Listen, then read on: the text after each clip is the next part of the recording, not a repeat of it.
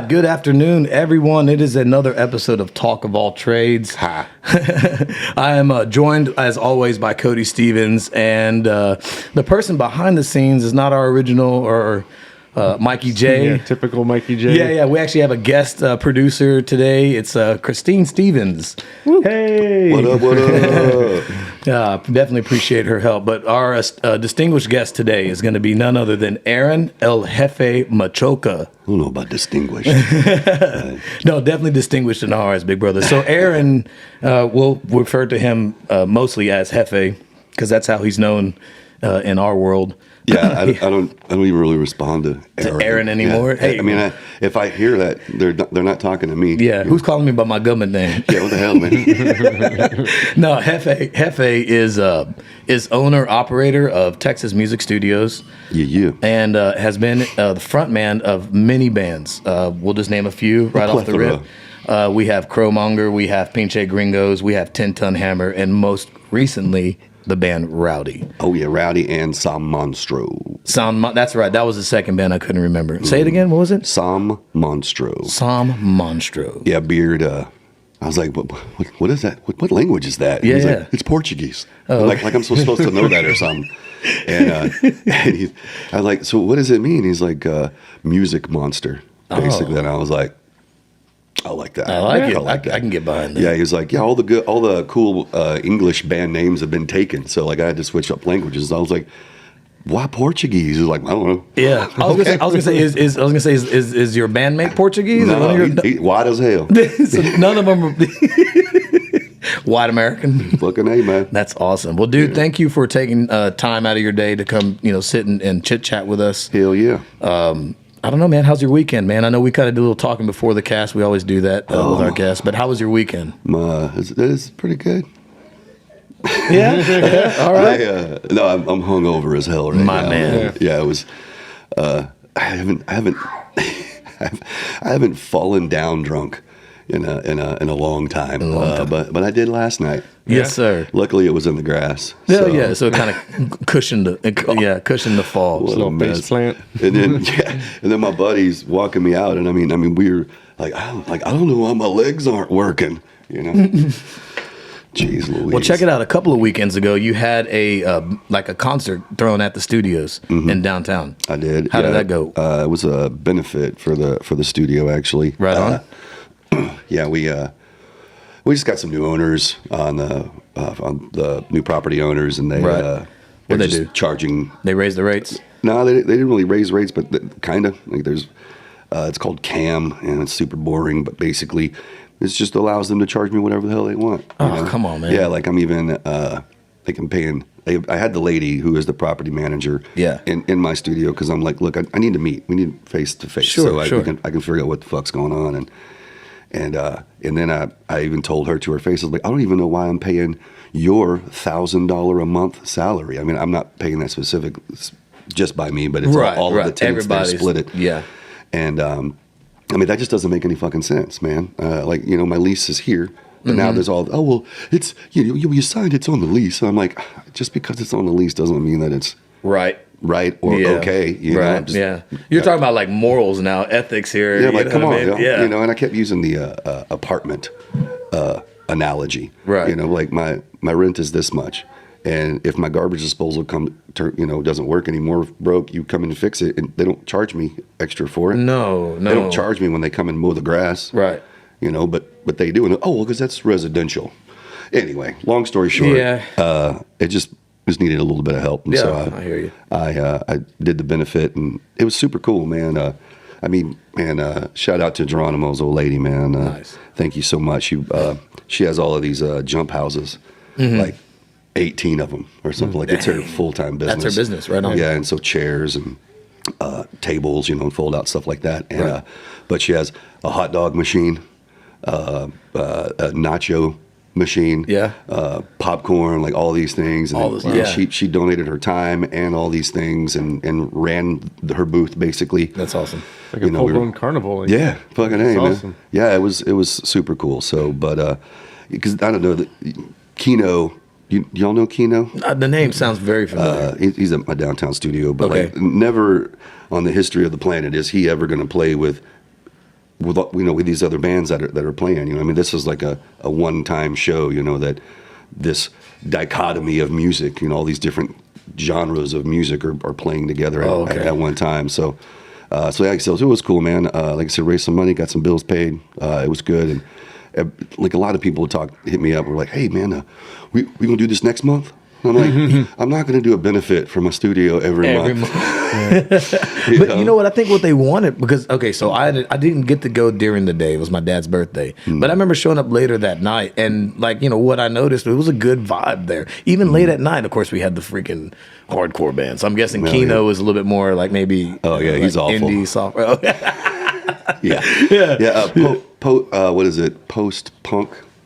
Something like that. Oh, post-punk stuff. Yeah, like new wave kind of shit. Oh, okay, gotcha. Yeah. Right on. But, like I said, like I liked it. I was like, man, why doesn't studios do this, But on a regular basis, maybe not every month, and I get that, you're not going to raise a benefit every month. But, just, I guess, to showcase everyone that's there, Right, that's what that was like the reason why for me it was okay for me to do it, because I just feel weird about doing a benefit for me. Yeah. But, yeah, so we were talking. I was like, I'll probably do it every 6 months. Right on. Yeah, sure. So I guess that'll be March.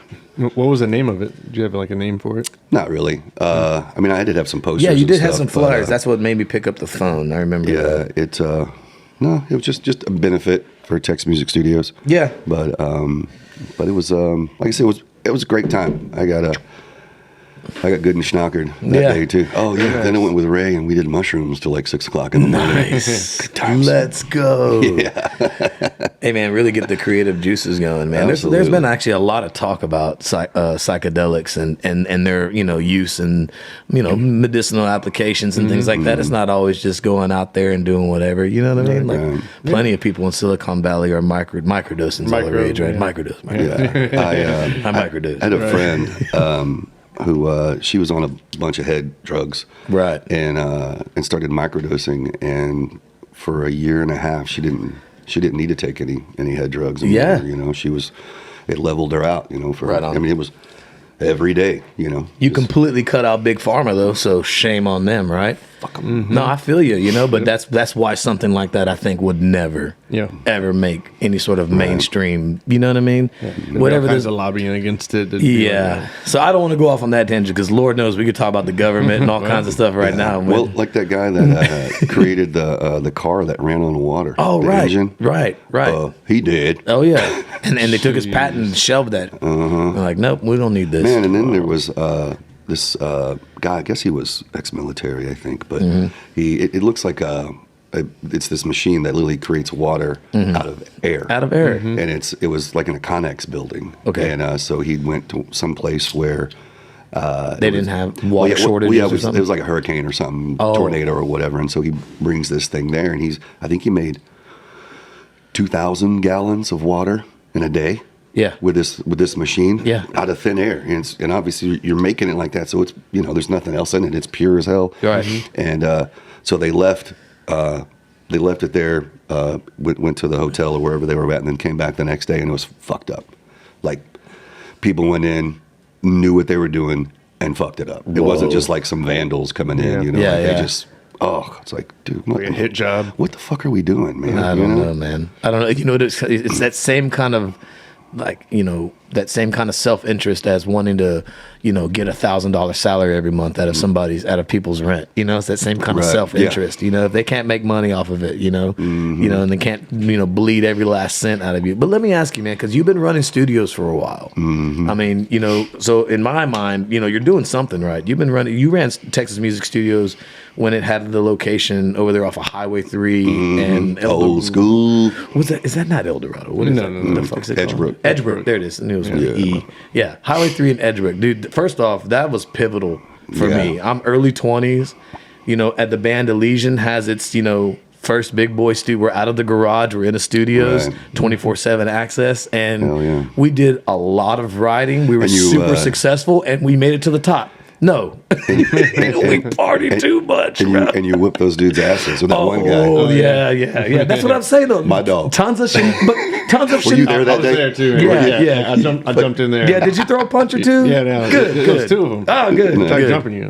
They did try. The key word is try. Right. Right. Yeah. Fuck around, find Those out. motherfuckers. Yeah, that wasn't around. But yeah, absolutely, man. The studios was a fond like moment in time for me. Sure. I'll always remember that. I don't know, and I don't know where it comes from, but like there's just this thing, man, where I mean people take ownership of that place, you know, and so it's important to them, and they look out for it just like y'all did by kicking those dudes' asses, you know. Yeah.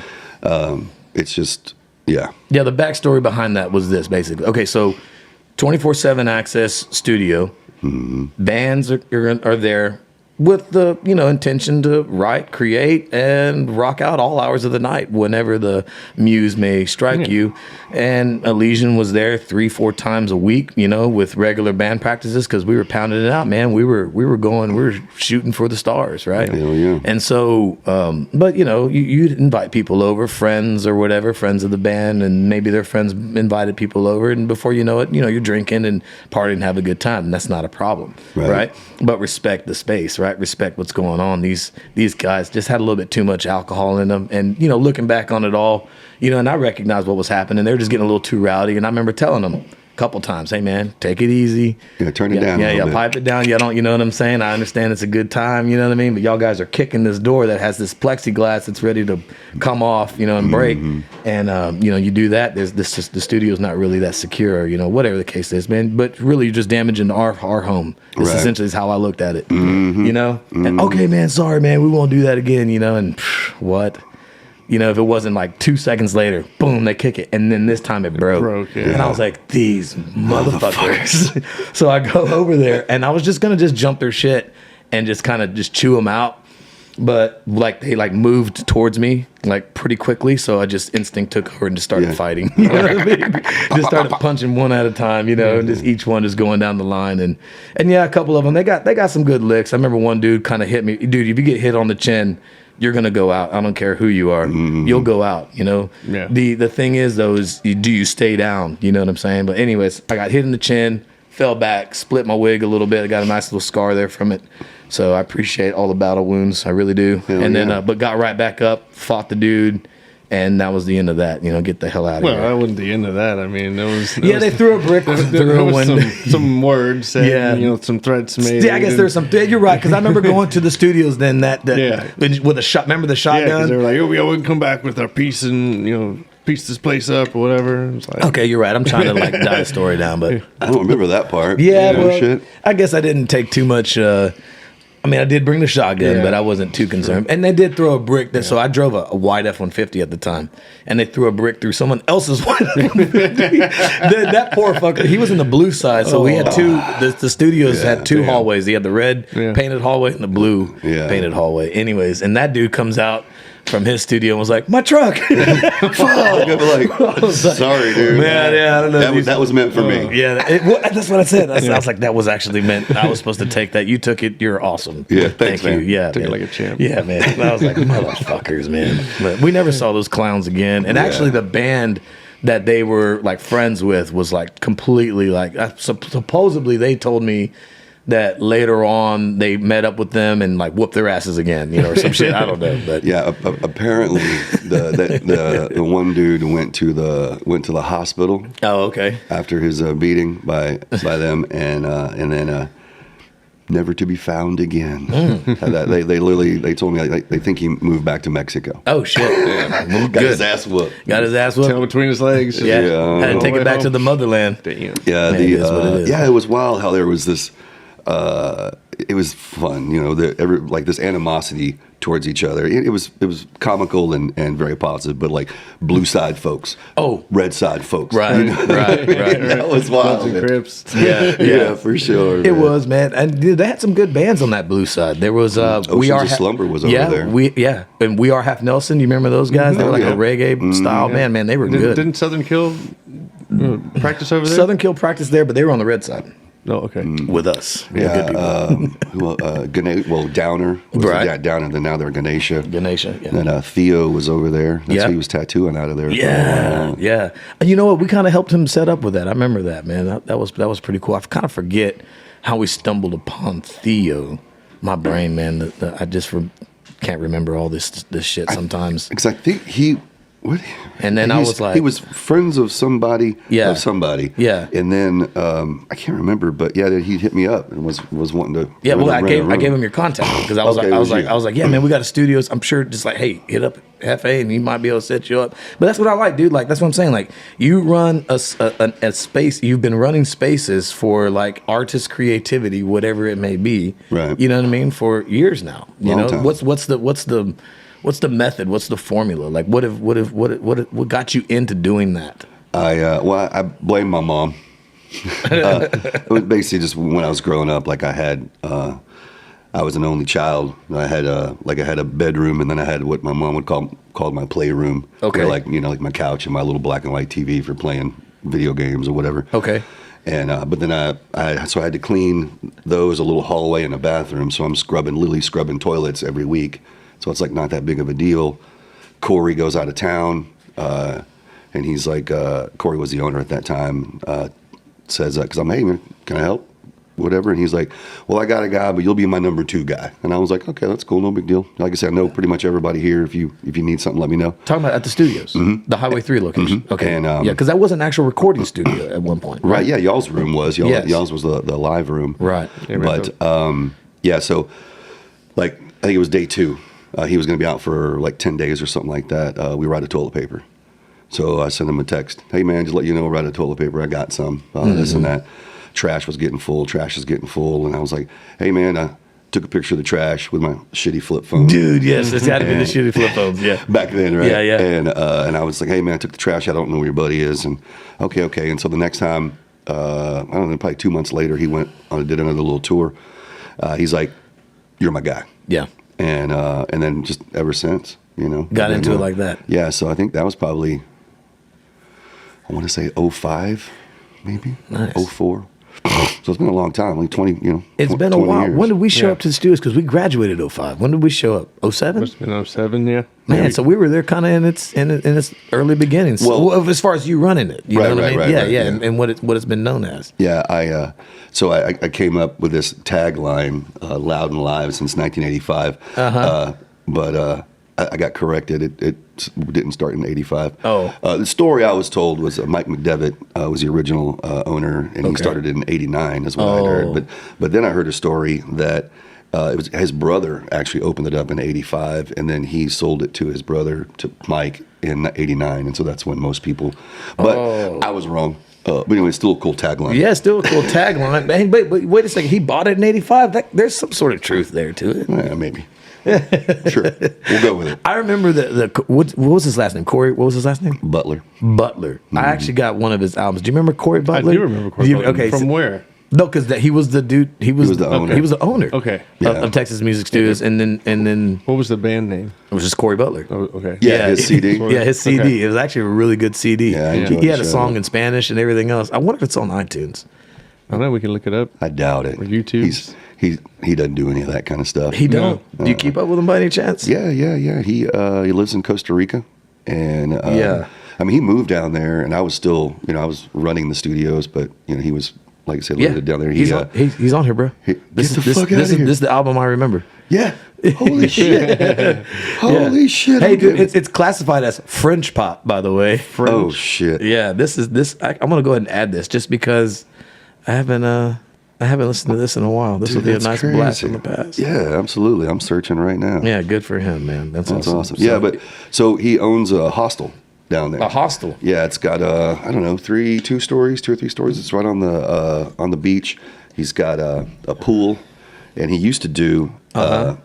Anyway, he used to do like barbecues on Sunday. Yeah. At his pool and stuff like. But he's like he stopped doing that because he wouldn't get shit done on Monday. Oh, damn it, man. Yeah. You know? Yeah. Oh shit, man. That's awesome. But That's he was awesome. actually talking about coming into town. Okay.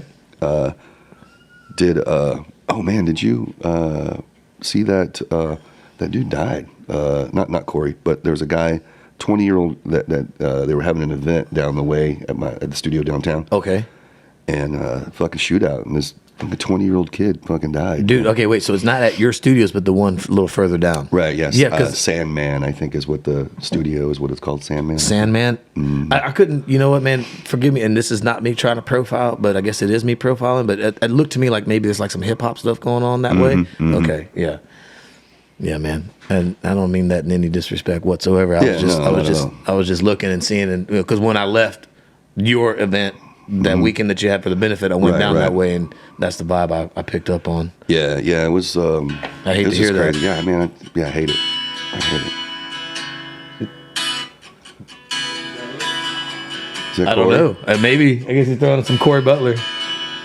Hell yeah, that's cool. You got to send in a little bit of this podcast. For sure. Let him know we shouted him out. Absolutely, man. I love that dude, man. Yeah. So is he in any way still associated with Texas Music Studios? Right. And so he gonna kind of pass it on to you, man. Yeah. If I'd ever known the truth. There you go. That's my dog. Yeah, that sounds like him. What song is that? If I'd ever known just what to do. Cody's over there trying to help our guest producer. Right on, man. I love it. Yeah, dude. it's so crazy how I just kind of describe him. Like, he's 6'6". Yeah. Blonde hair, blue-eyed devil. Speaks fluent Spanish. Yeah. His animal analogy is a cow, because he's just like, that's cool, man. Nice. Just laid back, super laid back. And then he's a fucking cage fighter. Oh, dude. With these long ass appendages and shit. It is fucking crazy. I love that dude. Oh, Are you playing that? Oh shit. It was you playing. I didn't even know I was doing that. I thought that was her playing that. Me too. Holy shit. Go figure. Oh, that's I don't know where that's coming from. That's crazy. Oh man, you had Cody freaking out for a second. I thought she was playing that. You Me were playing too. that, damn it. That's fucking Man, put that phone away, man. What the hell, man? Nah. Get myself in trouble. or Nah, something. you're good. Yeah, dude, that's funny, man. I hate to be in a cage fight with Corey Butler with all these damn, like you said, man. 6'6". Dude, like his arm, he could probably reach both those walls, man. Yeah, dog, you ain't getting nowhere close, man, with a reach like that. That's Absolutely, cool. man. So what ended up happening to? Okay, so check this out. So obviously, you just to kind of tell our viewership the story, but it ended up happening that Texas Music Studios had to leave that location. Right, yeah. That landlord wasn't just going to renew the lease. It was been there since 1989, but they decided no mas.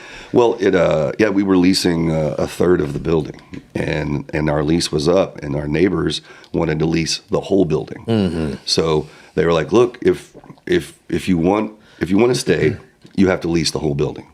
Oh, and we just weren't ready to triple our size at that point. Yeah, yeah. So we went into coots with this fucking cocksucker, and that's when we moved to the Telipson location. Yes, moved everybody over there. Yes. And yeah, I know. I remember. We were there because we followed. We followed. Yeah, and we went to the Telipson location with you. And I was in another band at one point in time too, at the Telipson location, Animalis. And yeah, I mean, yeah, it wasn't the same vibe, no doubt. I mean, we still, coming from where we were and how everyone kind of just, you know what I mean. But we could just tell something was different, and didn't really deal with you that much, man. There was some other dude that we were dealing with. That's the dude you were talking about, dude. There's some weird power things going on too. I think remember the whole the power spiked and blew a bunch of people's gear. Things that happened. I don't know. It might have. I wouldn't. Yeah. I mean, yeah, there was one. I mean, we didn't even he didn't pay the water bill. Yeah, and so there was literally shit piled up in the toilet. God. Ugh, what in the fuck? It was a nightmare. So you had to get out of that. Yeah, well, I got kicked out actually, but fuck that guy. Yeah, because he's one of these guys that just lie to your fucking face, just to get through that conversation. Like, you fucking piece of shit, man. He kicked me out December the 23rd. That's when I moved downtown, and I was like, I'll even say it to this day, you motherfucker. I'll spend the weekend in county jail to whoop your ass. He touched you. You deserve it, man. Yeah. And then, so I just, if I ever catch this motherfucker. And so I'm at that NAMM convention in California, and he's kind of walking. He's his fucking shit eating grin, and he's like, hey, and I'm like, and I wasn't even thinking. I'm just like, hey, and, Yeah. and I was like, that's fucking him. I'm like, motherfucker. Because you wouldn't expect to have seen him out there. That's out there in California. Yeah. Yeah, And, you weren't expecting to run into him. And then my girlfriend goes, just grab him, like, you're not going to jail in California. That's true, man. You don't go to jail in California. Like, all right. Yeah. Fuck you, motherfucker. I was mad at the motherfucker. Yeah.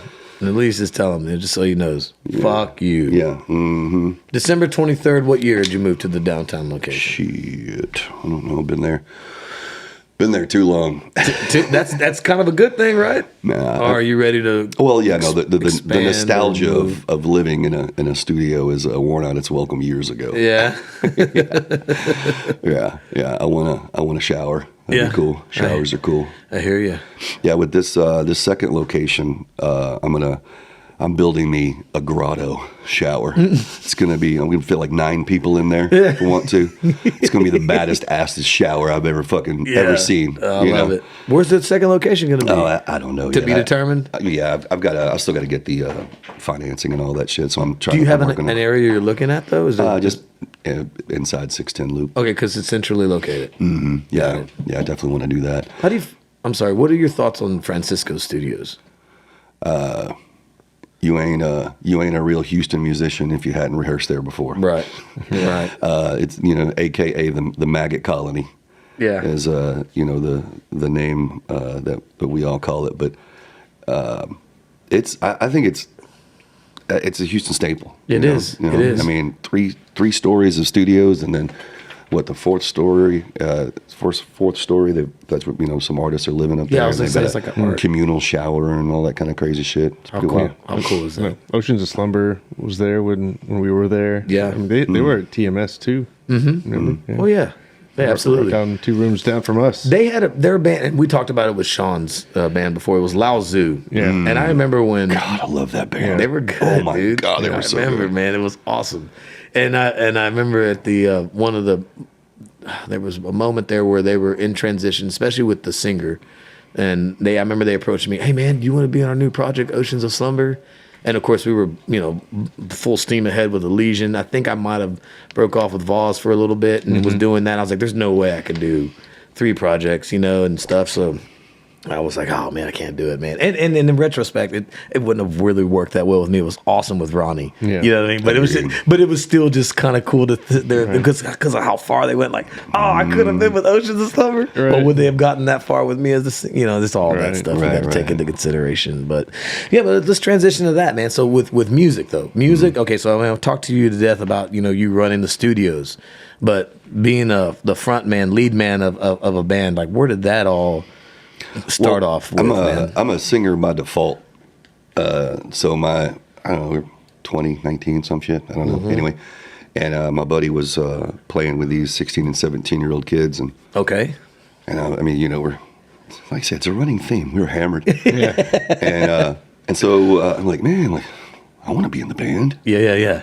I want to play an instrument. I mean, it's literally like this. I'm having a conversation with myself outside of myself. And I don't play an instrument. I was like, can I sing? And he's like, well, I was in my senior year. I was in high school. I was in choir. Okay. And so he was also in choir. And he's like, well, you were in choir with me. You can carry a tune. Yeah. Come on. I didn't know what the hell I was doing. Sure. Yeah. So we go to these kids' houses in Seabrook or something. And they had a Connex building, but not a building, but it was literally on an 18-wheeler frame. Oh damn! And there was steps to get up in it. I couldn't even stand up all the way in it. I had to be like this. It was crazy. And I didn't know what I was doing, man. Like I said, the music was just loud, and the guitars were distorted, and I'm I didn't know what the fuck I was doing. What year is this? 99. 90. Okay, 99. Mm-hmm. And so luckily, they after like 2 or 3 rehearsals, they're like, we kind of want to go in a different direction. So they kicked us out. And so luckily he had a Home Depot credit card. So I say we, but he really built a shed in his parents' backyard. Yeah. And that's where we started, man. It was crazy. it literally was going to the bars 5, 6, 7 nights a week, and I just that fast. Now I'm in his backyard 5, 6, 7 days a week. I mean, just like a switch, you know. Right. Like, this is what I want to do. You know? And doing something far more productive. Right. Yeah. No doubt. Yeah, absolutely. I mean, we still got real good and drunk. You still drink, but you're not paying someone to do it. Right. And in the process, you're making music, man. Right. You're making tunes. Yeah, and so Charlie Chuco, he was the drummer. I just heard from somebody that he had played drums before. Okay. And so got him over there, and then Joe Tips. Got him over there. He was playing bass because Chris was playing guitar. Okay. And I mean, it was the experimental stuff. You know, like, I don't know. We were hammered and we're recording. You know, got a little 4-track, and we're literally hitting this stand. You know. Yeah. You know, and then he's over here going. You know, Wait, but the 4-track, the old 4-track. That's how you. That's how you're recording. The old blue one. Oh, with the cassette tape. Yeah. So awesome. you know, you had 2 tracks that way, 2 tracks that way, or 4 tracks that way. You know, they're like, dude, let's listen to it backwards, man. The hidden messages are there. What the hell, man? But yeah, man. How cool! Hey, wait. So what's that? What's that band right there? What's that? That's Pinche Gringos. That's Gringos. That's Pinche Gringos, bro. How did the name come up? I can only imagine. Come on, bro. You're all white. That's it. Well, yeah. We were actually called Sam Monstro. Not Sam Monstro. We were called LaMotta. That's what it was. Oh, LaMotta. For Jake LaMotta, the Raging Bull boxer. Okay. Yeah.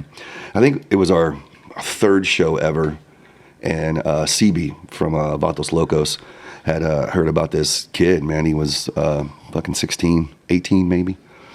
And he had a migraine for like 2 straight days. His mom took him to the emergency room, and he had brain cancer. They gave him like 6 months to live. This fucking kid, man. And so CB's heart was bleeding for him, and was like, like talked to his mom and was like, man, can I put a benefit on for you? Yeah. You know? I was like, I know music. I mean, we can even sell barbecue plates. Like, we can do this. And, right. And, she's like, if that's what you'd like to do, you know? So it was 4 or 5 Mexican bands, Vatos Locos. I can't remember the other bands, but like there was wasn't a Tejano band, but something like more rock and roll, but Mexican. And then there was a heavy metal Mexican, band, and then and then us 4 white guys. Yeah. And so what I was gonna say was, and it was at Mary Jane's on Washington. Oh shit! And the AC was out. All they had was one of those big fans. I remember it was hot as fuck. Yeah. And I don't know. I never remember 11. 13 maybe tequila shots, something like that. Yeah. Got on stage, and after like song 3, that was the time. You're like, hey, we're LaMotta, AKA, and I was gonna say Pinche Güeros. And I was like, yeah, we're LaMotta, AKA Pinche Gringos, and I was like, fuck, like I fucked it up, Yeah. And the place went fucking ape shit. So I leaned back to the band. I was like, we're keeping that. Yeah. Absolutely. Fucking A, right? Yeah, Pinche Gringos, bro. By far, like, I mean, in this area, bro, you could never. There's Jethro, that was his name. Like that could be on the back of a fucking motorcycle jacket, bro. Yeah, right. You know what I mean? Yeah. Oh my God, that's awesome. That is so awesome. He just showed us our tattoo, his tattoo, of the band, what's the word I'm looking for? Not mascot. Come on, man. Logo. Thank you. I couldn't fucking well, say and logo. then what kind of was our mascot? Like I said, his name was Jethro. Jethro. I was trying to think of the widest fucking name it could possibly be. But he's wearing a Mexican sombrero, and then it says Pinche Gringos. That's fucking awesome. I've seen it on the back of trucks and decals and things like that before. Right, well, dude. So I got that from I was working at a scoreboard company. And so you want.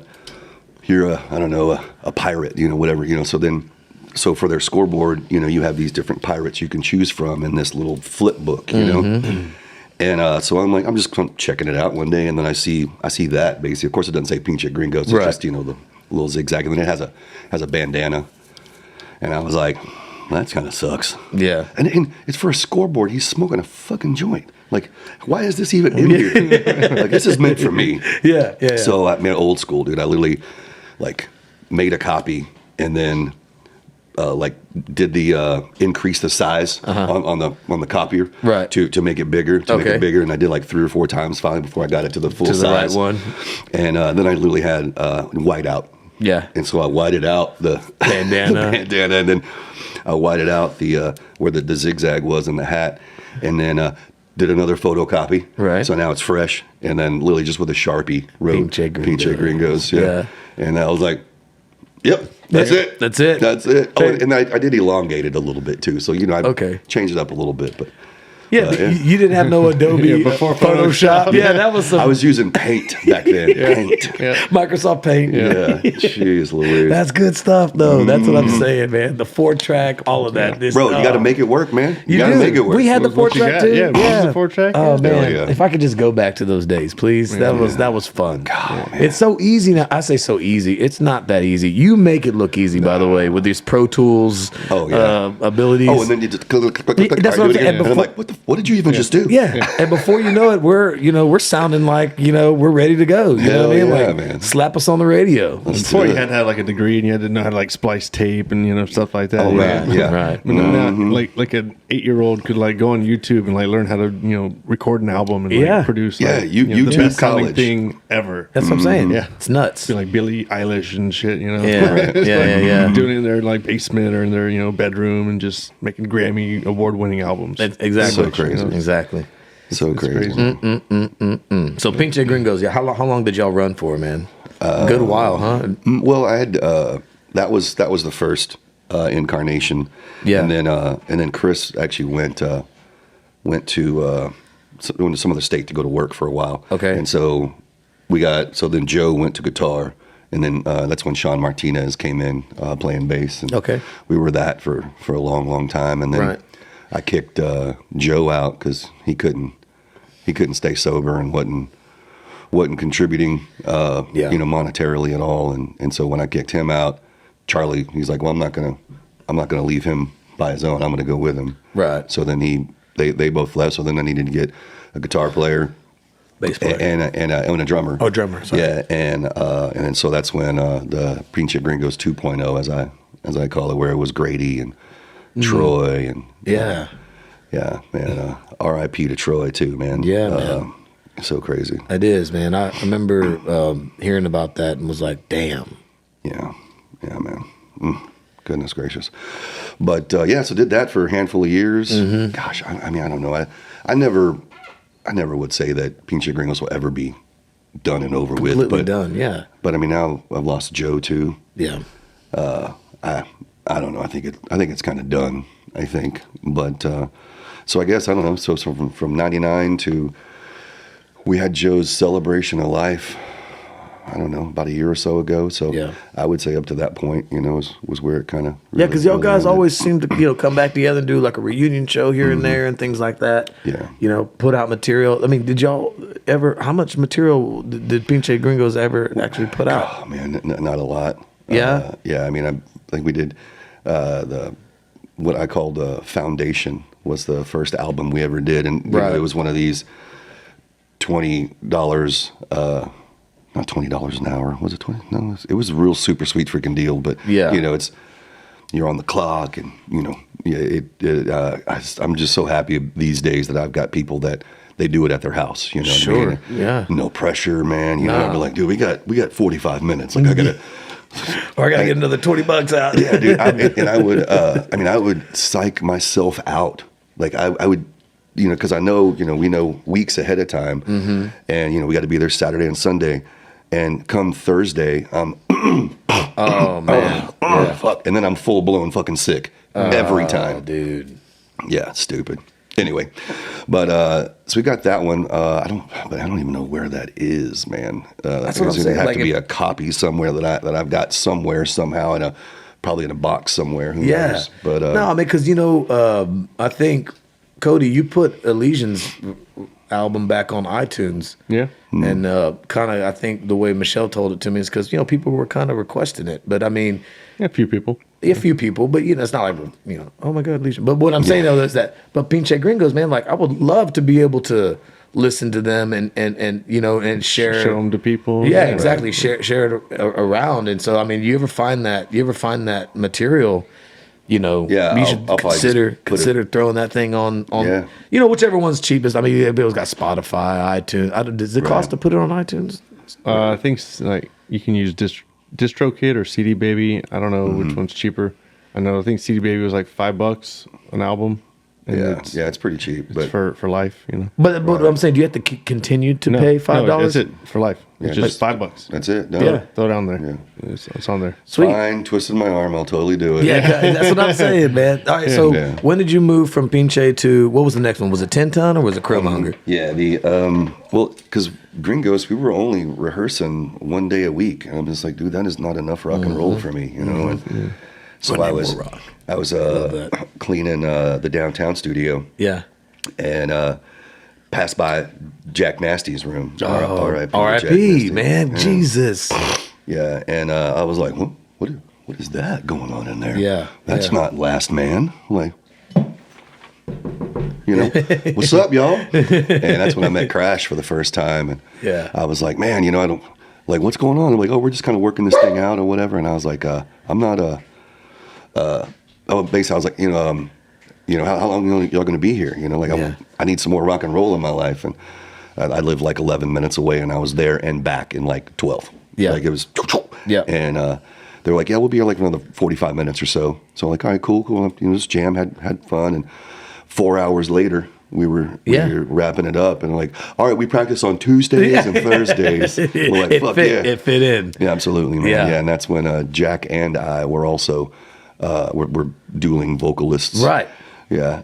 One quick story I do want to tell. We're playing, opening up for Mushroom Head at a Scout Bar, and so I'm kind of squatted down, letting her rip, and and Jack is crawling on the ground like Tanya Katane on the Jaguar in the Whitesnake video, and I'm just with my eyes. I'm like, what are you doing? Stop doing that! Like with my eyes, I'm trying to tell him. You're like, oh my god, dude, that was funny, man.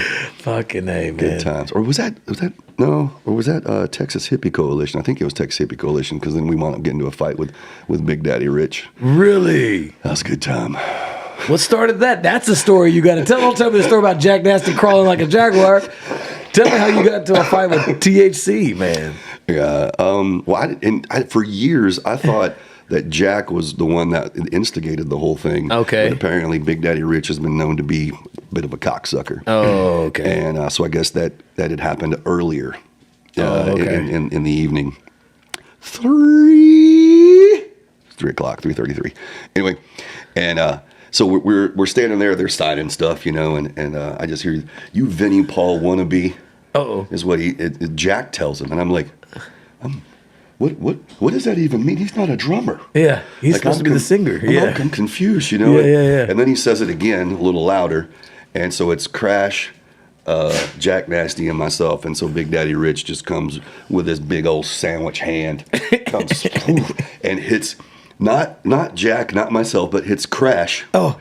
In the tooth. I don't know how his big old hand hit one fucking tooth. Yeah. And so we just get to fucking everyone just started the fisticuffs, man. Yeah. Let's go. Yeah, it was a good time. Dude, that's awesome. To me, that's fucking awesome. You got into a little scrap with Texas Hippie Coalition. Yeah, and then fucking Raven. You remember Raven? Oh yeah, Raven Douglas. Yeah. He went on tour with THC. Yeah. And I was like, dude, you got to tell him that story. And he's like, oh, I will. Yeah. Like, they're like, oh, yeah, Big Daddy Dress is like, I remember that. Yeah, that's going to be hard to forget that one. He actually got pissed off at me one time. I actually was doing sound for Texas Hippie Coalition. Were you? I was working at Scout. Yeah. And, I did their sound check and everything. They went on stage. And when he went to go sing, his mic was off. It wasn't working. No sound was coming out. And he was looking at me like, motherfucker. Dude, get the mic on. I was like, I have no idea what just happened. It was working, and now it's not. And so I run up on stage and plug in a second mic and get a backup mic, and the whole song was done by then. Yeah. The whole first song. Wait a second. I'm sorry. Excuse me. This isn't the pre-check. No, this no. is the actual. This is the live show. Oh yeah, he has every right to be mad. Yeah. He has every right to be mad, and it could very well have been equipment malfunction, no doubt. Yeah. But bruh, you're a live, breathing human being. You're gonna get all the rage, Oh, man. hell yeah. Yeah. Absolutely. Gringos, we played at Antone's in Beaumont. And, these kids playing before us. They're the guitar swinging kind of band, and dude stage right and fucking does that the third time. Yeah. And I mean, He didn't have strap locks? It probably fucking took the whole freaking pin out. dude, yeah. man, and it landed, and so for the whole rest of the show, they kept playing. I was like, cool, good on you. Yeah. And he's just sitting on the front of the stage trying to get it in tune, and be like, bro, ain't gonna happen, bro. Ain't gonna happen. No, sir. No, sir. He had that dick look. Like, Well, you know, it'd been better if he'd have just sat there and played the air guitar. You know, fuck it, just or pull out one of them like balloon guitars. You ever seen those? I just have that just in case. that's right. Dude, I want to showcase some of your music. Can we play the one that we were looking at earlier? Crowmonger. Yeah, I want to check that out, man. That's not unfortunately, it's not a band any longer. Yeah. But yeah, man, that's some of my favorite shit I've ever done. Hell yeah! Look, When was Crowmonger in the lineup, like, of bands? was that after 10 Ton? Yeah. Okay. Yeah. This was when I was in shit. I mean, I was doing that and the Killing Company and some other shit too. I think at the same time. It's probably 4 or 5 years ago. Okay. Something like that. Right on. But yeah, like I said, with this video, I've been. I was talking earlier and saying that I've been wanting to do a jam room video for like 13 years, and then we finally got to do it. It was wild. I don't know, Tuesday was on a Tuesday. We were doing it or whatever, and so like I was a forklift driver at Baker, and I was working nights. So I had to like I'm like I only can have a few beers, but you can't not drink beer when you're recording a rock and roll video, and you're in the jam space. Yeah, you know what I'm saying? So I had a few beers, not too many, but Yeah. I literally was like, okay, y'all clean up. Going to work. Yeah. So I was like, this is so un-rock and roll right now, having to go to work after that. I know, but anyway, man. yeah, this is drinking at home. What I'd like to say before we play it is if anyone that watches this pay attention to everything that's going on. Of course, look at the beautiful souls and listen to the music, but look at everything that's going on in that room. That's pretty much what the jam rooms are like, man. Oh, yeah, absolutely. You know, cigarettes, beer, shit, yeah. all the music equipment just crammed in there, stuff on the walls and on the ceilings of everything that you know that you love or that's inspiring to you, and just that represents you as a person, as a band. Yeah. Just there, and it's just like that's what you have. Yeah, man. Corey came into town a few years ago, a bunch of years ago probably, but and so his brother met up, you know, and his brother walks into my room, and he just staring around. He's like, dude, the 14-year-old in me is creaming his pants right now. Exactly. Like, this is how I wanted my room when I was 14. Absolutely right. I'll take that. Yeah, I'll take that. Absolutely. Yeah, Well, man. with that, let's take a little break and listen to some Crowmonger. Let's do it. All right. Cody's helping us out. There you go. All right.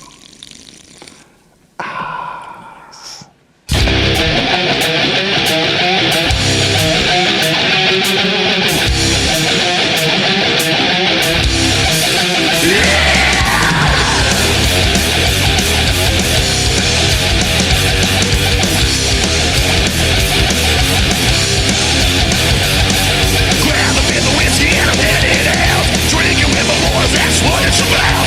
Redneck motherfuckers from the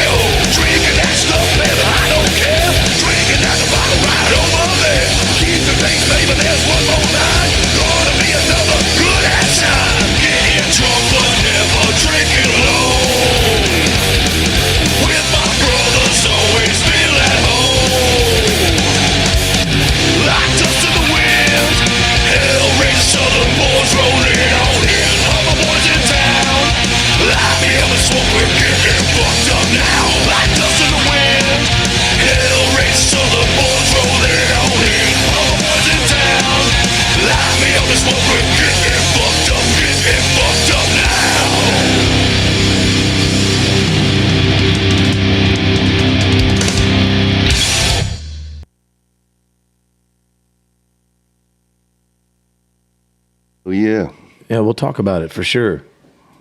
Bruh. Good stuff. Yeah, man. Yeah, it was fun. Love that fucking song too. Well, so the transition from 10 Ton to Crowmonger, how'd that happen? It was just Did you need more rock and roll in your life? No, 10 Ton Hammer just kind of imploded on itself. Okay.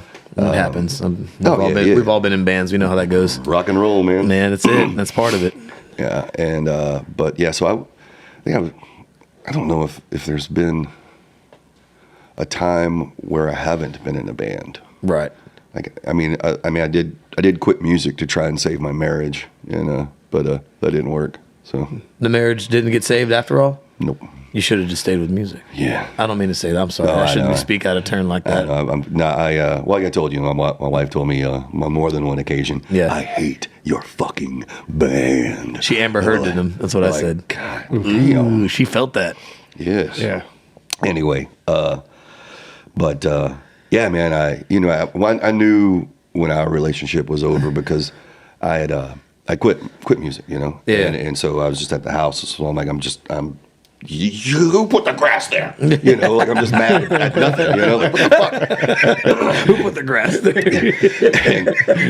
and so I was like, I need to fucking do something. So I had an acoustic. And so I was like, I'm just going to start playing this thing. And I was still awful at guitar. Sure. But I was out there, most evenings playing. And I wrote a song. This was when I was Christian. I'm not any longer. But I wrote a song about basically me and my wife and our kids and whatnot. It's a Long Road to Heaven is what it's called. And so she comes out in the garage like, hey, I'm going to bed. I'm like, oh, hey, hold on, check this out, And so she's like this, leaning up against the door frame, and I stumble through it, get through it or whatever. But at the end, I'm just like, all right, so what do you think? She's like, it's kind of plain, and just fucking walks inside. Damn. And yeah, I immediately shed some tears. Like I knew we weren't going to make it. That's it. You said it's over. Yeah. I knew we weren't going to make it. Because she does some. Yeah, she does. Yeah, come on, man. Everything. Man. Yeah. So no, you're right, man. But well, being married to a musician is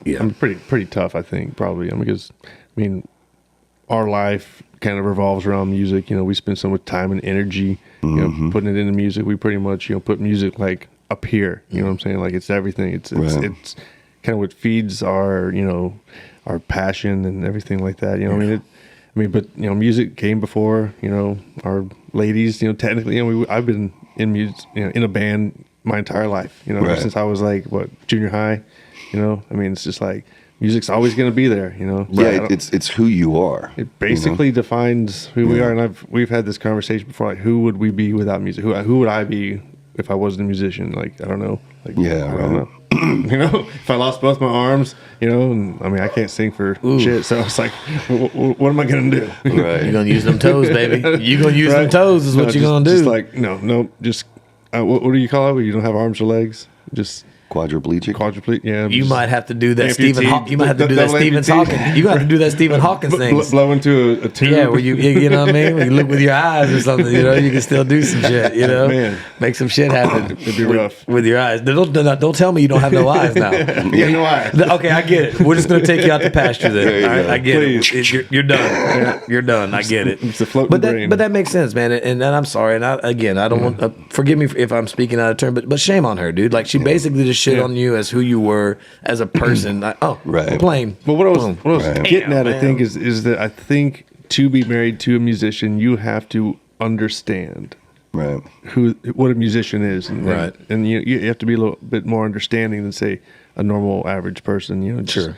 Right. You got to know, like, hey, man, they're gonna do their thing, and I got to be cool with that. And if I'm not cool with that, then it's probably not gonna work. Right. Well, you know what? God bless all those musicians' wives who are very supportive. Yes. And understand it. True. They're out there. No crap. Something I was going to jump in and say, but like with the Gringos thing, where I literally was going to the bar 5, 6, 7 nights a week, and then I literally now I go to the studio 5, 6, 7 nights a week. It's literally became who I am, a musician, and I'm not doing it because like one day I'm gonna make it. Just because I fucking have to. Like now at this point it's cathartic, and especially singing. You know what I'm talking about, man. You feel it. You let exercise the demons, man. You know, man. And then able to be creative, man. God, dude, like I said, I wish more people could do that. Could find what I that mean? whatever it is for them. Yeah, right? whatever it is. Yeah, not just music. But Yeah, right. If I don't know. painting or fucking whatever. Knitting, whatever. You know, you fucking get off on that. Knit your ass off, man. That's right. Hey, man, I tell you what. Knit a dinosaur or something. You know what I'm saying? Fucking crazy. I love it. So Left 10 Ton formed Crowmonger because you don't know what it's like to not have a band in your life. So you're like, hang on, man. Well, I don't know because I think I don't even think I think it might have been Killing Company. Oh, okay. Maybe. I don't know. But with all of that, yeah, and then Crowmonger we did for probably, I don't know, a little over a year, I guess. Okay. So, but yeah, we finally did it right. You know, we wrote an album, recorded the album, Right. shot videos. Right. We hadn't played a show yet. You know, did all of the things, checked all the boxes, you know, ready to release. Yeah. Then we did a show, and this is the first time anyone's ever hearing it. And then bam, it's on the internet, and you can buy it and all that other shit. You know, did You're right. it right. You did do it right. You're Finally. absolutely right. That's Finally. nice. Yeah. So I'm never doing it wrong again. Like I've done it wrong so many times. Right. Well, you know, we can play this show. You know, like no. Yeah. No, I'm not. I'm not doing Yeah. it. You know. Yeah, So, done are the days of what's off Navigation? White Swan. Is it White Swan? White Yeah, Swan, yeah. Done are those days, right? Just we're a band. Let's throw it out there. That's kind of what you do in your youth, right? Yeah. Right. You know, but once you've got some in your season, you got some years under your belt. He's absolutely right. That's the way to do it. You know Absolutely. what I mean? Absolutely. Is White Swan still around? I think so. I'm sure it is. It's We another staple. Gringos Yeah. were we were playing there, and my buddy he's likes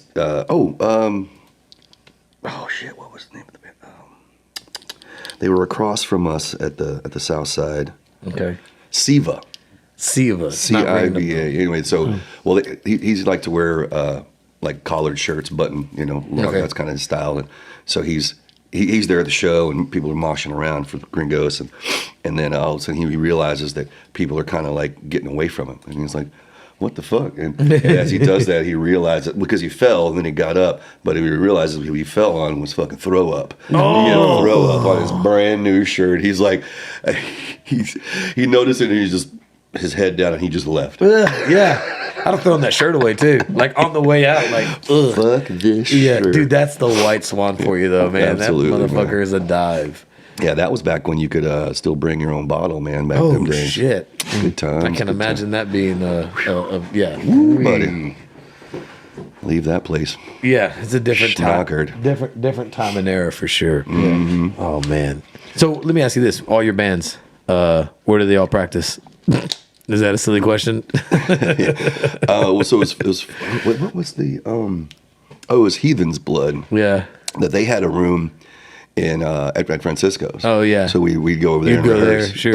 Yeah. You know, I mean, It is what it is, bro. but- I can't smell all that well because my my allergies and whatnot. Yeah. But that place still smells the same. Yeah. As it did in '99, man. It's fucking crazy, man. Yeah, I like to park there if I got to go to like somewhere same, in same. downtown. You know what I Same, mean? I'm just like, Yeah. just go in there and don't have to worry about paying for parking. So right. sorry, I'll go ahead and walk. I'm good. Yeah, I'll just walk a little bit. So it was a Tuesday. I remember we. So this is the first time for me to rehearse with Heathen's Blood, and so we get through a few songs, and kind of rehearsal's kind of over. So Tony leaves. He's a bass player. He had to go to work or whatever. So we're still hanging out, and then the other two guys, the cocaine comes out. Uh-oh. And I'm like, y'all doing cocaine on a fucking Tuesday? I'm like, I fucking love this band. I mean, I don't even like cocaine, but I love that y'all doing it on a Tuesday. That's rock and roll, that's bro. rock and roll. That's what you do like. Jefe loves rock and roll. Goddamn and nothing, right. nothing says rock and roll like cocaine on Tuesday. Come on, man. You know? On a Tuesday. I love it, dude. There was Union Tavern used to be called Finn's back in the day. Yeah. And they had dollar tecates on Monday night. Oh, Lord. Wrote a song about it. Did you? What'd you call it? Dollar tecates on Monday night. Hell yeah. Yeah, it was even about how much I hate Tuesday mornings and all of this. It was that's good stuff. Yeah, man. man. With what band? That was Gringos. Gringos? Okay. Yeah, we never recorded it or did anything like that with it, but it was This is a fun song. We also in the later years of the Gringos, we did if your transmission's got you down and your motor falls apart, it's time to come to Thunderbolt. You don't need a brand new car. We still believe in value, and we pass it on to you. At Thunderbolt, we'll fix it right. We'll guarantee it too. We'll put the yeehaw back in your motor and transmission. Dude. That's the only part I know. You know the whole fucking thing. Fucking A. I love it. That's got to be a crowd favorite. Oh, absolutely. Especially for the old folks. Yeah, that's a crowd pleaser. Oh yeah. Yeah. Try to sing that now to all the Gen Y kids or whatever they call Gen Z or whatever the hell. Like, what is that? I think they're Gen A now. Gen A? Gen A. Yeah. What's Forrest Gump's generation? Gen A. Gen A. Good stuff. Big brother, what's next, man? What's next for El Jefe, man? We're gonna stay the course with Rowdy. Oh yeah, Rowdy and Sam Monstro for sure. Yeah. Who are those guys? I've got an Etsy page up now. Come on. So and I saw a couple of videos kind of back to back the other day, and it was I guess you use Printify, so you design the whatever it is, shirt, koozie, whatever, and then you link it to Etsy. Okay. So you literally I don't have to have any inventory. So somebody orders it on Etsy, and it directs them to, or they order it on Etsy, and then Printify gets that order. They make one, pack it, ship it. I never even touch anything. So what do we need about that, What do we need to do to search for the Etsy? What's this? El Jefe Presents. El Jefe Presents. It's with the J. Yeah, and it's just one word too. Oh, it is all one word. Okay, all one word. EL, yeah, JE. No, that's okay. First off, when you were saying this Etsy thing, I was like, bro, Etsy, that's not rock and roll. I know, right? But it is. But it is. Hey, if you're doing it, it is. Yeah. Okay. Anyway, but well, hang on. So she's on El Jefe Presents, right? Or did she spell it right or no? Yeah, no H. No H. Instead of the H, put a J. ELJEFE. Presents. Yeah.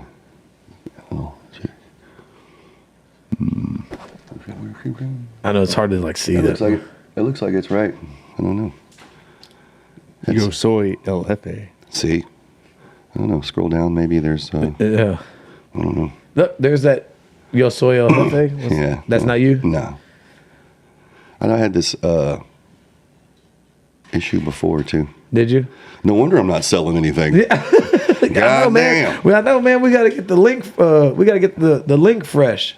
Yeah. Presents. Put a space between maybe Jefe and Presents. I think so. No. Mas chingon. I like that. Yeah, for sure. So one more time, what is this? What is the Etsy again? I'm sorry, one more time. It's just I've got some shirts. You have on shirts. there. Okay. Like I got a Pinche Gringo shirt on there. Right. Got my Tex Music Studio shirt. Okay. On there for sale, and then even some silly shit like one that says "I like cheese." You made it? Well, yeah, I just designed it. Yeah, you just said, "I like cheese." Yeah, cheese. That reminds me of that's funny. I like that. That's funny. And then another one is Thanksgiving is my favorite holiday. ...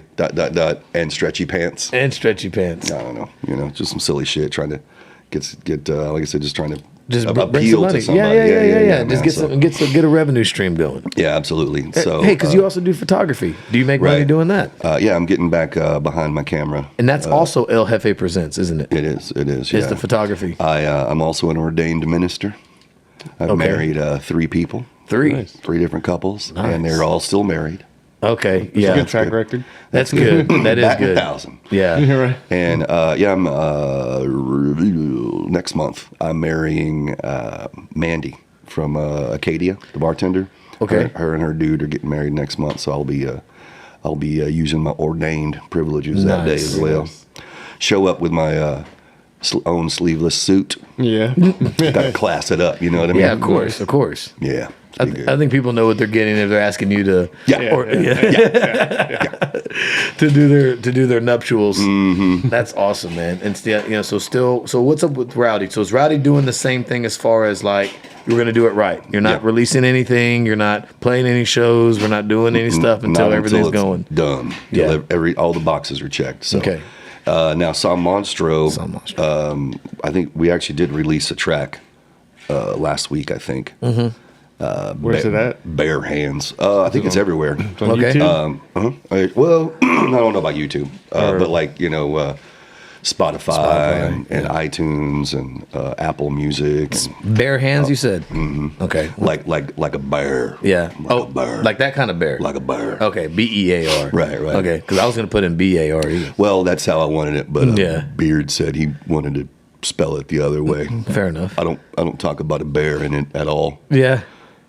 But I do talk about my bare hands. So I don't Maybe know. he's saying your hands are like a bear's. Yeah, maybe that's what it is. Yeah. But so we're working on some other stuff. Cool. And I know I just sent you Elucid Chains. You did, and I don't know how we'll be able to really. I think I don't know how we'll be able to really like listen to this, other than me just probably clicking it and then holding up to the microphone. Gotcha. That's some old school stuff right there. Hell yeah! Oh, there it is, right there, the top one on the song. There you go. Nice. That's it. Bare Hands.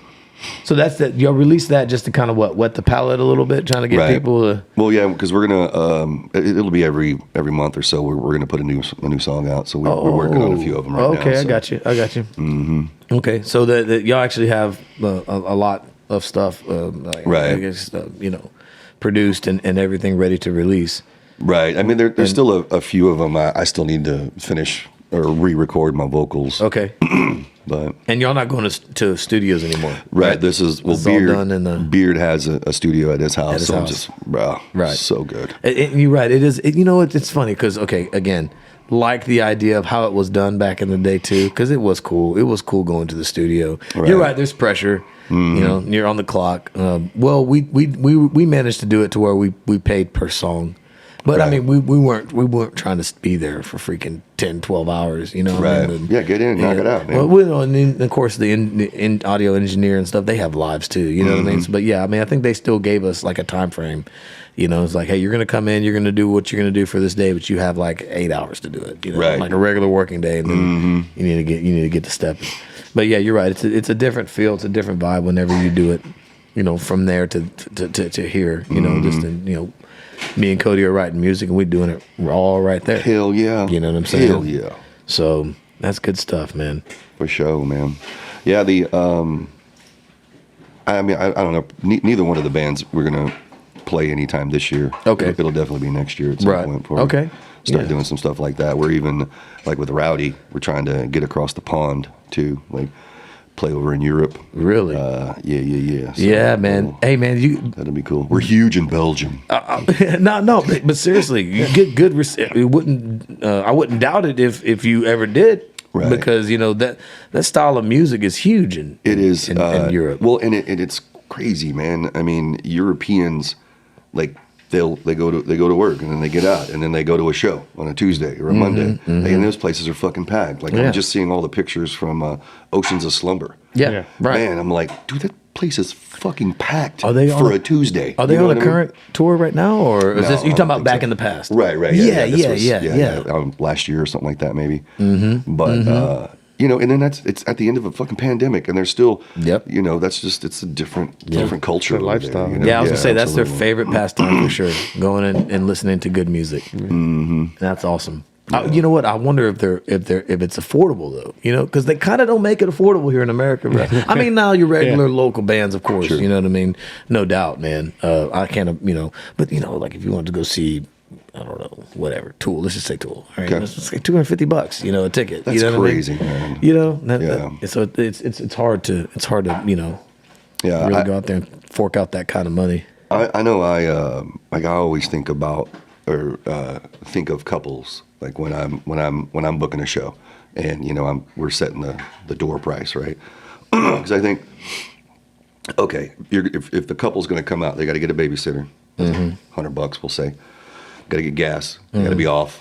All these things. They get to the bar. They pay a door fee to get in 2 times because there's 2 of them.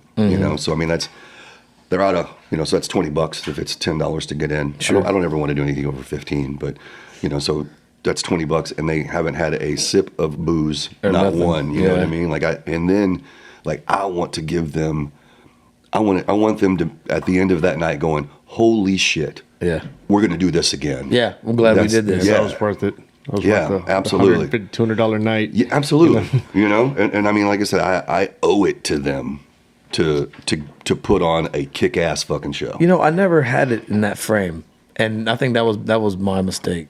It's awesome to hear that because I never thought of it that way. Yeah.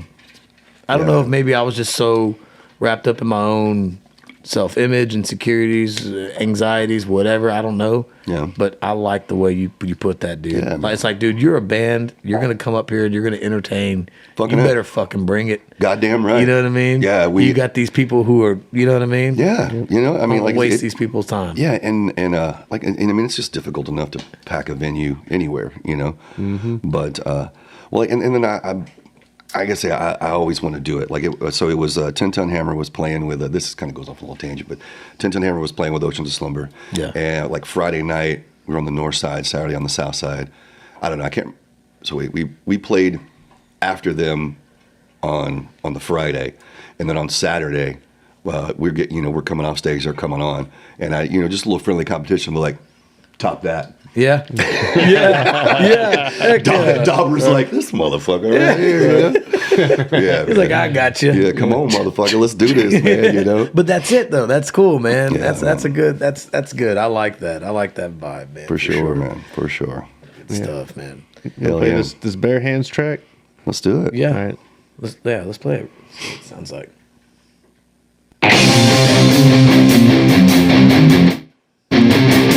I got cold beer over there.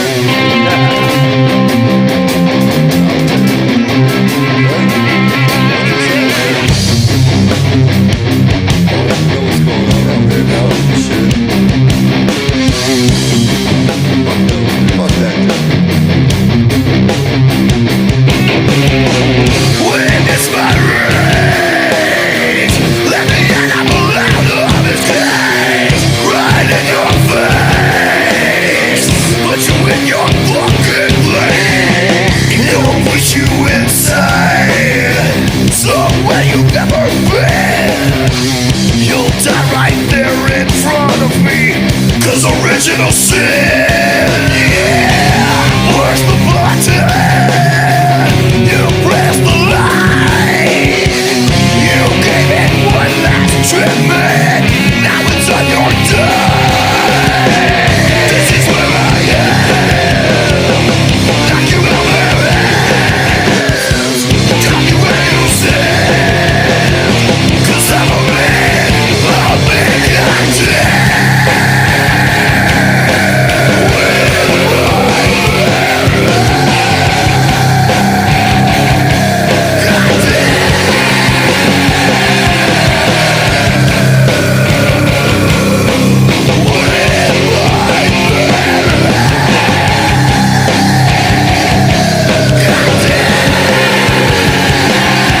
witness my rage. Let the animal out of its cage. Right in your face. Put you in your fucking place. This is where I am. Knock you out where drop you where you stand. 'Cause I'm a man. I'm a big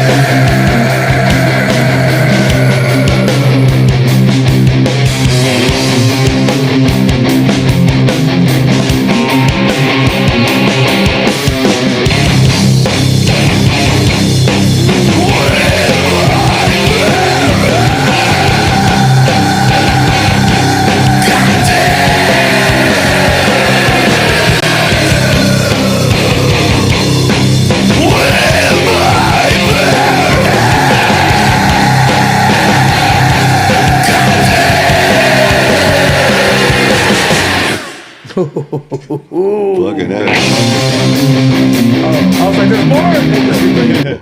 I was like, there's more. Hell yeah, man. Oh, dude, yes. good shit. Oh That's yeah, good shit, no, man. that I definitely will come see a show Fucking A, man. of some Montreux. You know what I mean? And like I said, Monstro. I like I'm not being egotistical, when I say that I'm fucking proud of that. You know what I mean? No, that's not egotistical. Right, I'm just saying to other people out there, you know what I mean? Sure, I fucking love that fucking song, yeah. man. I mean, it gave you goose pimples. Fucking you were like, look at that. Hell yeah, man. I dig it, dude. Yeah, we I was when this was going on. I remembered I was in another band called Goddamn Son. That was the name of the song, the band. The band, Goddamn Son. Okay. GAWYUM or no GA W. There's got to be a D in there. Yeah, GAUDYUAM. Goddamn. Goddamn. Or however I spell it anyway, and then just Son. But yeah. That was fucking rednecking for sure. Oh, no doubt. Good. Me and Crash and shit. But yeah, man. I dig it, man. It's like some down home fucking just, and everybody's from around here, obviously, right? Mm-hmm. Yeah. You can't deny that southern, that Texas sound, Texas metal. Yeah, dude. It's like the Element 80, Pantera. Thank you. Like Shit, just, You really can't. And that's what I like about it, man. He's like, you're staying true to that genre. Yeah. Whether that's y'all's intention or not, you know what I mean? That's just the music y'all are playing, and I dig it. That's just what comes out. Well, I'll tell you what, I miss it. If you cut because I don't hear a lot of it. Right. If you cut my finger, that's what's going to come out. Yes, sir. But so that this is, I would say, a little more. There definitely has a southern vibe to it, but the other one that I'm doing, Rowdy, it's on purpose. Like, look, if we're gonna get a band together, it's gonna be redneck, white trash, fucking trailer park.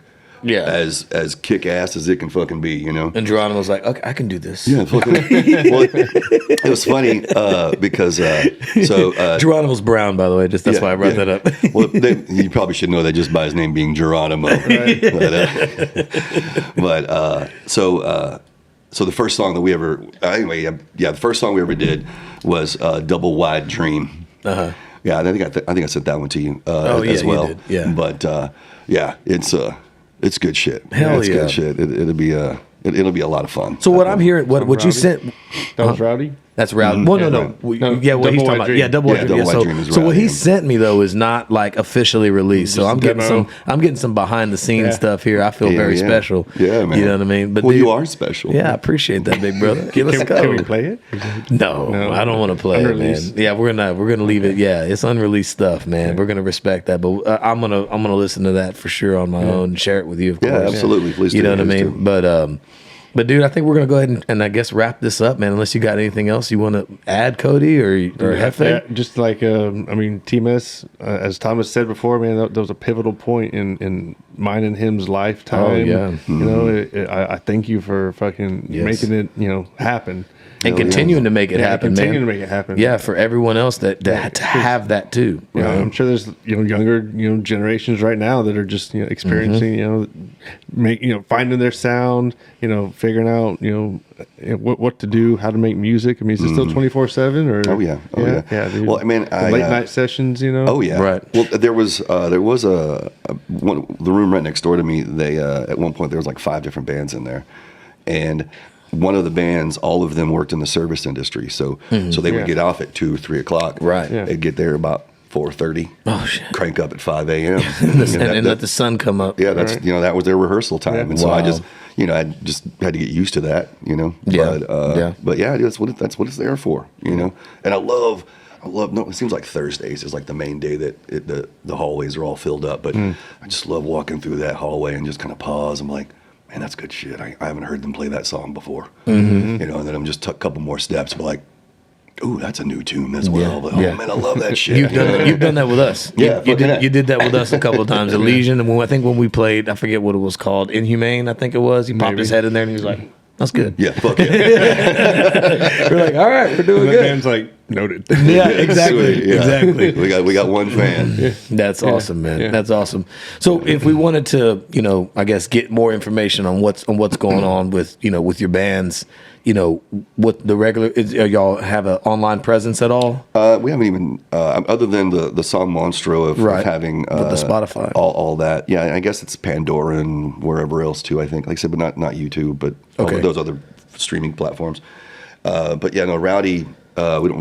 We might have an Instagram, maybe. Okay. We were kind of still holding off. We wanted to get a whole bunch of fucking content. No doubt. So then that way we could, just keep Just on flood, it. And just open keep. the floodgates. I think in the YouTube description, we're going to mention, the band San Monstro by name, of course, and then try to put a link to the Spotify to the song. Sure, cool. Stuff Awesome. with Crowmonger, stuff with Pinche Gringos. TMS, address, contact info. I mean, people want to, come book a room. They can, right? Absolutely. Do you have a waiting list right now? Is everybody packed up? Yeah, I got a 8-band waiting list right now. Ooh, yeah, and there it's it is. and so with the people that are on the waiting list, recently I started adding the date of like when they got on the list. Mm-hmm. It's like 2 fucking years, man. Wow. You guys, so when a room does come available, I hit that list up and like, hey man, you still need a room? You know what I mean? I'll normally go through 2 or 3. I'm like, no, we're somewhere else. We're not even a band anymore. Whatever the story is, but get a few down and then boom, there you go. And then you're, like I said, it's been 3 years, sometimes 4, where nothing's changed. Yeah. You know, I say nothing's changed, but because there might be a room where there's 3 bands. Right? Okay. And then one of those bands leaves, and so another band comes in, and then by the end, it's 3 completely new different bands. You know what I mean? Yeah. So, but yeah, I mean it's we're full all the time. That's good. Yeah, for Business sure. is good. Yeah, Yes, sir. Second Yes, sir. location coming soon. That's the plan. That's the plan. Well, Jefe, again, thank you for taking your time to come talk with us, and it was nice to go down that trip of memory lane with you. Yeah, man. You know what I mean? Good stuff. I definitely Thank want to, I know we talked earlier, and just, shout out to those who have fallen. You had mentioned them earlier, Joe. Yeah, and also Jack Nasty, Joe Tips, and yeah, well, I want to say that male suicide is it's fucked first, but Sure. So that's gonna, if there's anything that I can use a platform for, like I think I might even start like my own nonprofit to try and combat this epidemic that's happening to us dudes. I mean, and veterans on top of that, like they're the worst, man, and it's senseless, and I've had it happen to me a handful of times, and it just if there's anything I can do to eliminate it, obviously that's not going to ever happen, but at least minimize it. try to bring some awareness to it. Yeah, man, absolutely. Sure. Just be aware, man. Listen, talk to your folks, man. Dudes, don't be too fucking egomaniac to not listen to a fucking friend, man. If someone's having some issues, pay attention. Right. And tell your bros you love them. Absolutely. Nothing wrong with, telling another dude you love him, like a brother, man. Absolutely. Right on, man. Yeah, it was a conscious decision that I made a few years ago that I'm gonna tell people how I feel, and fuck Devin, she just hit me up, and we tell each other we love each other. We're just friends, you know what I mean? But I fucking love the shit out of her. Like, she's fucking awesome, and she tells me she loves me, and it's important, I think, to say those words. So absolutely. anyway, trying not to get emotional. No, I hear you, man. And listen, Jefe, like with all of our guests, this is you're going to be open invitation to always come back. Cool, man. We'll do Oh, a yeah. El Jefe Presents episode, number 2. You know what I'm saying? So we can Sounds talk good. about what's progressed and what's gone on. Cool. You know what I'm saying? I'm down. We definitely loved having you on here. For sure. Thanks for having me, man. All right, Appreciate big you. brother. All right. We'll close it out. All right. Deuces. Guys, thanks for watching another episode of Talk of All Trades. Hope you enjoyed the video, and if you did, be sure to hit that like button, share, subscribe, and turn on notifications. That way you don't miss an episode. And if you would like to be on the podcast, or if you know anyone who would like to be on the podcast to talk about their trade, please feel free to reach out to us at talkofalltradespodcast@gmail.com. Again, hit us up, talkofalltradespodcast@gmail.com. Hope to hear from you. See you next time.